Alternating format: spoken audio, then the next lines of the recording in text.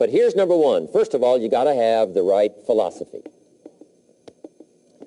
Philosophy is our ability to gather knowledge and sort through it and decide what's valuable. To develop a philosophy about life, a philosophy about our health, a philosophy about our family relationships, a philosophy about economics. And if you develop the right philosophy, that's what helps to set this sail so that in 6 years it takes you where you want to go instead of winding up like I did that first 6 years of my economics, broke, no money, empty bank account. The right philosophy. Now let me give you a couple of philosophies to consider. Here's the first one. It's called the philosophy of the poor. And here it is. Poor people usually spend their money and invest what's left. That's the philosophy of the poor. Now here's the philosophy of the rich. Rich people invest their money and spend what's left. And here's the startling answer. It really doesn't matter what the amount is. What's most important is not the amount. What's really important is the philosophy. So I would ask you to adopt this philosophy of spending after you have invested. Invest first, then spend. And I've got a little formula that I'm going to share with you. Now, what should a child do with a dollar? I mean, there's a lot of debate going on, I'm sure, across the country on what a child should do with a dollar. Here's one opinion. It's only a child and it's only a dollar. What difference does it make? Well, in my opinion, it makes all the difference in the world. A person's economic future starts with a child with a dollar. Somebody says, oh, no, you're only young once. Let him spend it all. Well, when would you hope that would stop? Somebody says, well, wait till he's 50 and broke like me and then he'll learn. Well, no, we don't want to wait that long. If I would have known earlier than age 25, I would have changed. In high school, if they would have had classes called Wealth 1, Wealth 2, I'd have taken both classes. I would not have waited until age 25. So, the earlier the better. So, what should a child do with a dollar? Here's the simple premise to begin with. Don't spend it all. And if a child wants to spend the whole dollar, you got to say, hey, don't spend it all. Don't spend it all. They'll say, why not? It's my dollar. I earned it. You say, I know you earned it, but don't spend it all. They'll still say, why not? Say, let me show you why not. So you put them in your car, take them to the other side of town, and show them where people live that spend the whole dollar. You just drive them around. Kids learn best by visual. Just drive around and say, would you like to live here? Kid says, no. Would you like to live like these people live? Kid says, no, no. Then you can't spend the whole dollar. So kids will get the message. So, take them to the other side of town, show them around, unless you already live there, and then just show them around. Anyway, don't spend the whole dollar. Now, let me give you my best view of what to do with the dollar.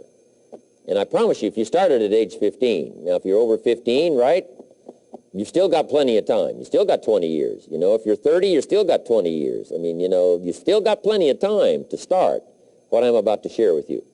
What to do with a dollar. Here's my first bit of advice. Never spend more than 70 cents. Never spend more than 70 cents. Now, you got to pick some number, and the number you pick is going to be determined by your philosophy. It's going to be determined by what you've been taught or your experience teaching yourself. When I first met my teacher, Mr. Schoaf, I was at about 110% of each dollar. I'm down at Budget Finance, hawking my furniture and my car one more time.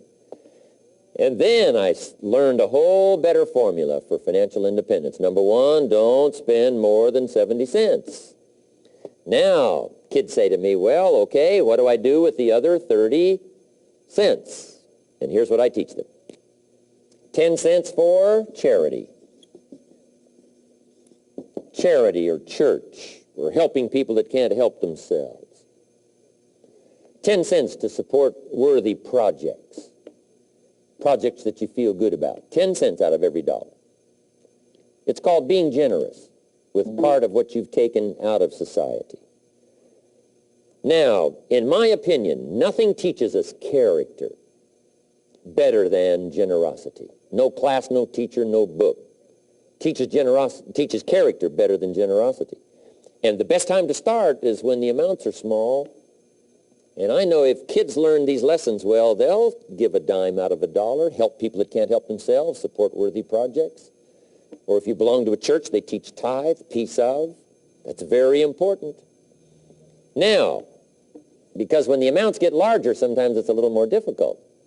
You know, giving 100,000 out of a million, someone says, oh, if I had a million, I'd give 100,000. I'm not sure. That's a lot of money. So the time to start is when the amounts are small, 10 cents out of the dollar. Okay, next 10 cents I call active capital. Active capital means do something to make a profit.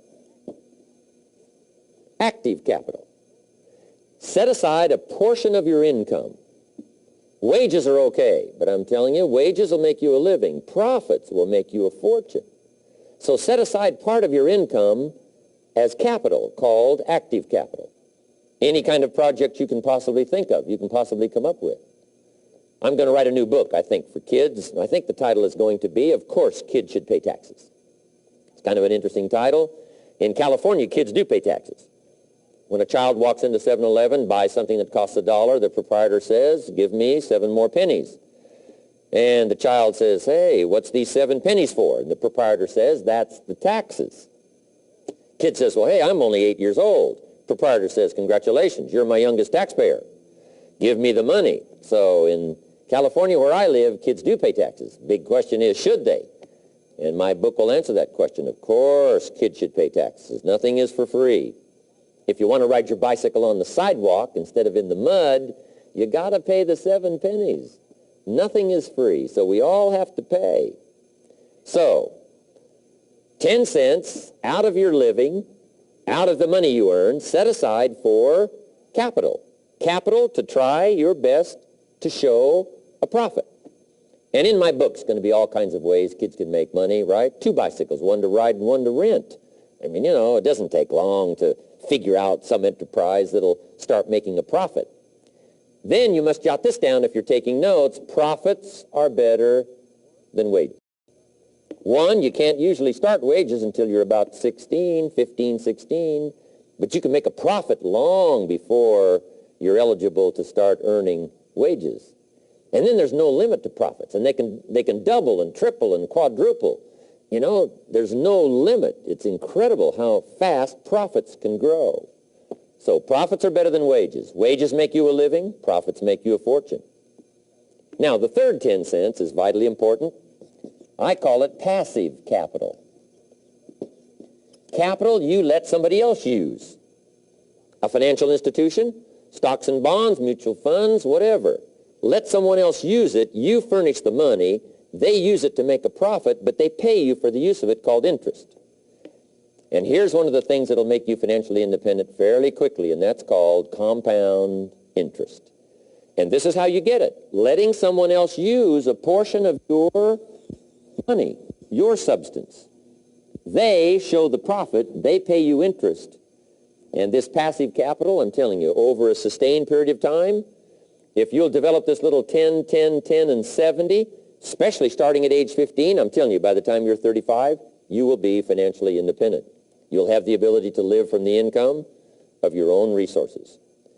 And then one more point on passive capital. There's a Bible philosophy. I'm an amateur on the Bible. But there's a Bible philosophy that teaches the borrower is servant to the lender. And if you want to be in a powerful position as you grow older, finally when you become mature, maybe have your own business, things have worked out for you for the future, the position you always want to be in is the power position, and that's called the lender. The lender is the power position. So if kids learn early enough, and then you ask them what they'd like to be when they grow up, I'm telling you, once they understand, they'll say, well, one of the things I want to be is one of those lenders. That's the power position, not the spender. No, you'll be pitied the rest of your life if you just become a spender. You got to become a lender. And I think this is the one formulas to follow.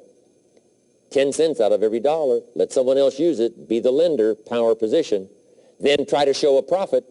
Can't we teach our children how to take $1, search the neighborhood, find a broken wagon, pay $1 for it, bring it home, you know, clean it up, sand it until it's clean, paint it red till it shines, straighten out the wheels till they're true, take it back to the neighborhood, sell it for $5?